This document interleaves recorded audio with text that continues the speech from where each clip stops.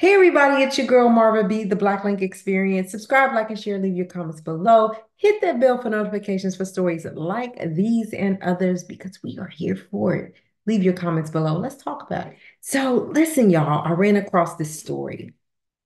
If I heard it, I'm sure a lot of you have already heard it and you already know about Oddi. All right. Let me tell you who Oddi is, and then we'll get right into the story. But first, these messages.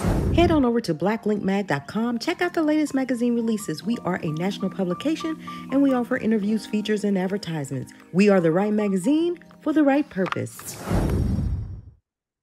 All right, y'all, we are back. So again, I told you we were going to be talking about Oddi tonight. And yes, this has something to do with P. Diddy, of course, because I mean, it just is what it is, right? So Oddi, let me introduce y'all to Oddi.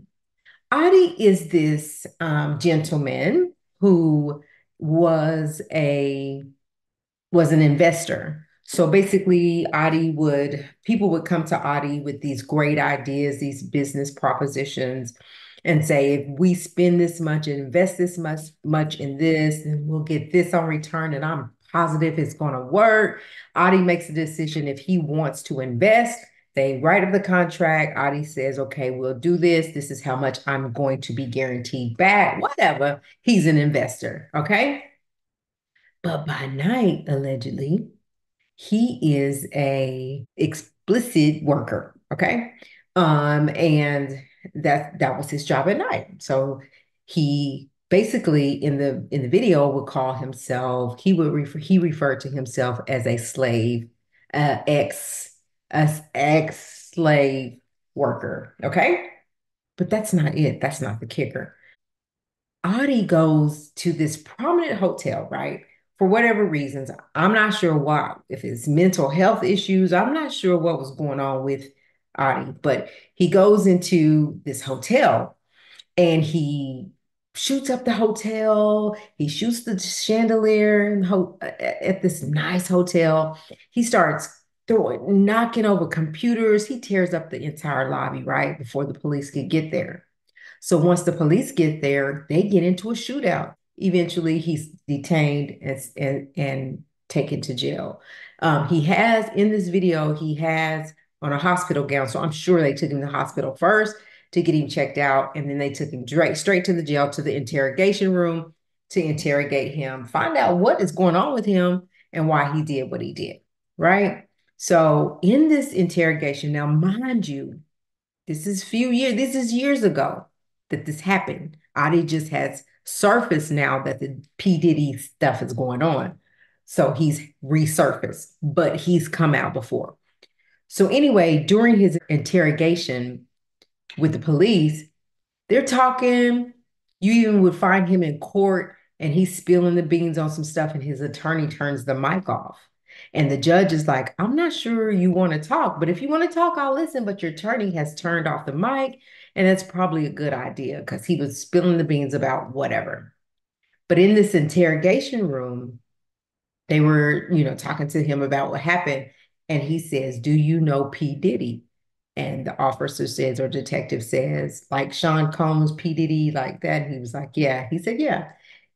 And so he went into saying that, now listen to me. Remember, Cassie just came out in 2023 with her lawsuit, and it was resolved, right? They made a deal, 24 hours, it was done. This is years ago. He says, um, yes, I had eggs with Cassie and Sean or P. Diddy, and how what P. Diddy would do when they would have this ex. And he would do himself while they are doing each other. And he said he knew, and he said that he would be on the phone when they were doing it. He would be talking business while they were doing this in the moment. And he said, I was just a actual slave for him. That's just what I was. But during this, I contracted a actual transmitted disease. And I sued him for it. And ultimately, I won 5 million. I won the lawsuit, and he paid me $500 million or $5 million, something like that. We'll get the facts, but a lot of money.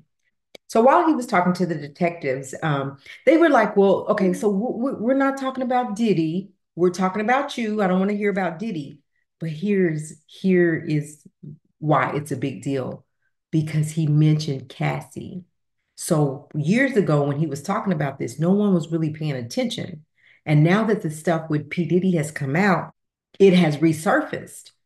He said everything, he was saying things that corroborated with Cassie's story. Cassie said, I had to be with male prostitutes, and I had to be in F-offs, and all these things. I was abused, all this stuff.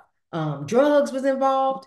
And he's saying that he said, I was pretty much a slave, and that's pretty much all I did for them. And this is what happened to me.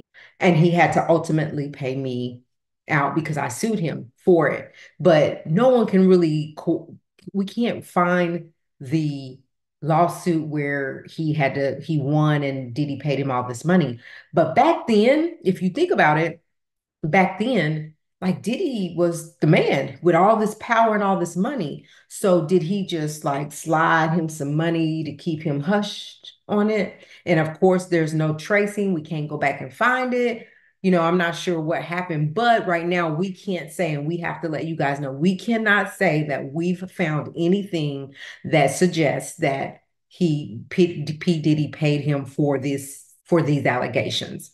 Now, it just was very interesting to me that he called Cassie's name out. Years ago, this happened. He called Cassie's name out. He said what happened and what they all three did together, and more than once. And he said that he was this person. So everything that Cassie has said, this is another person. So what my question is, if I know about it, if I ran across it, do you guys think that he's one of the people that the feds have gone and talked to since this has happened? Like, could he be one of the people? Maybe, maybe not. But it was interesting to hear this story, to hear him say it. So I'm going to let you guys listen to some of it. Shout out to the guy that presented it. He did really well, and he caught my attention, so I had to come and share it. So you guys listen to this. Let me know in the comments what you think. Let's talk about this. Like, what do y'all think? Do you think, okay, yeah, he said it and it's probably true. It's probably not true. The feds probably ain't talking to him, or probably they are. Like, what do you think? You guys, let me know after you listen. Here it is. I had settlement with Sean, okay? And he belongs to that agenda. That's why he's so famous. They land all the contracts. It's his attorneys, which are Mark Garagos and Ben Mercedes. Ben Mercedes worked for Bad Boy Entertainment for 4 years and worked for Hillary Rodman for 5, okay? I had with Cassie and Sean. Basically, he would tell me what to do with Cassie. I had like 15 encounters, and I heard a lot of business, because what they would do is Sean talks a lot on the phone and on the TV with speakers and stuff, and I was like a slave, okay? For them, that's what I was. That's all. I called, and I came back and I said one, but did Mark Garagos and Ben Mercedes were his attorneys, okay? And Christopher Leon's here was my attorney. They asked me to turn in that, which was the video recording, and I did so. They gave it back to me accidentally, and it's possible I threw everything out. It's possible I can produce a copy. Both talk about rampant drug use within Combs' inner circle. Now, Jones's filing says that Combs' chief of staff, Christina Quorum, required all employees to walk around with a fanny pack filled with cocaine, GHB, ecstasy or MDMA, marijuana gummies, and something called Tucci or pink cocaine. It actually doesn't contain any actual cocaine. It's apparently a mixture of ketamine, MDMA, and caffeine. I've had a great life. I've settled $4.125 million with Diddy. Okay, but he's scared that I was going to expose him. The hip-hop agenda is an agenda to move drugs all over the United States. They move, you need to involve the DEA. They move all the dope, okay, all the dope on private jets, which don't get screened by customs, by the inside the United States. Okay, they move what's called high-grade powder MDMA. They move cocaine and they move liquid cocaine in their bottles too. Okay, so they put the liquid cocaine in the bottles and they move it. I've seen the liquid cocaine. I've drank it myself. Having Diddy and Cassie. Okay, it's not good. He drinks it all the time.